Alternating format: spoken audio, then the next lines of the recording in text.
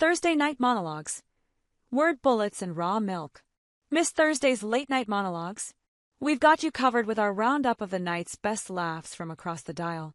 At least one late-night comic found himself doing a complicated dance around the top story of the day on Thursday after the CEO of health insurance company United Healthcare was gunned down on the streets of New York by an assassin who appeared to have targeted the executive specifically because of his company's policies.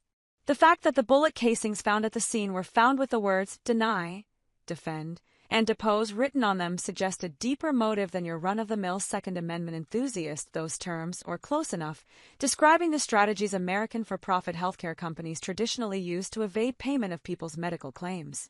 It's a thorny scenario for comedy in a society where hundreds of thousands of Americans each year find themselves going bankrupt thanks to the exorbitant cost of medical care here, and the predatory, often diabolically callous capitalist instincts of the health insurance industry.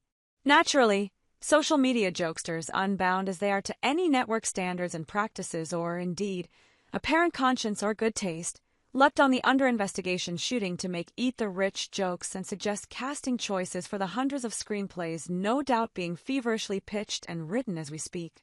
As ever, the truth behind yet another instance of American gun violence will likely be more sad and grimy than the stuff of pithy social satire.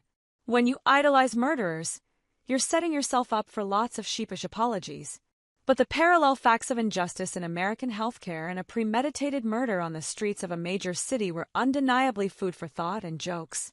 The fact that an incoming presidential administration is openly and brazenly calling for baseless political persecution and prosecution of anybody who's ever hurt the soon-to-be leader's precious, baby-soft feelings has left those lawmakers still stubbornly holding to the concept of actual criminal justice, looking for ways to shore up our teetering democracy.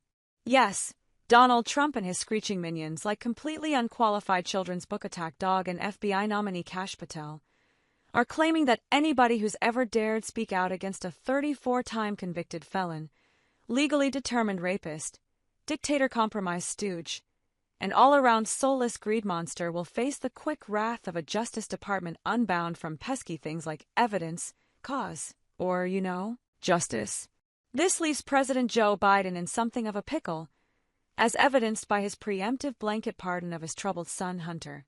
On the one hand, it's not a good look when you pardon a relative after spending years loudly proclaiming that your principles would never allow you do such a thing. On the other hand, it's 100% obvious that Trump and his fascist-friendly goons would pursue said relative with a bloodlust for Biden flesh, regardless of the actual facts of any criminal cases. That's why the current president is pondering similar preemptive pardons for those political figures also in the incoming president's crosshairs, including members of the committee that investigated Trump's failed coup, the guy who heroically stood up to Trump's criminal COVID incompetence, and those few Republicans who ditched the GOP quisling train to warn voters about the existential danger Trump poses to democracy. The slow, inexorable demise of yet another of Donald Trump's laughably unqualified, thoroughly loathsome cabinet picks proceeds, as Defense Secretary nominee and Fox News whiskey sponge Pete Hegseth made his desperate Capitol Hill rounds on Wednesday, defending himself against charges ranging from on-the-job sloppy drunkenness to a violent rape to being a misogynist cave dweller who thinks gays, trans people, and women should be banned from the military. Oh, and that whole "I would totally send troops to gun down protesters if the president told me to" thing. Hegseth is clearly just delaying the inevitable at this point, which is good news for late-night hosts at least.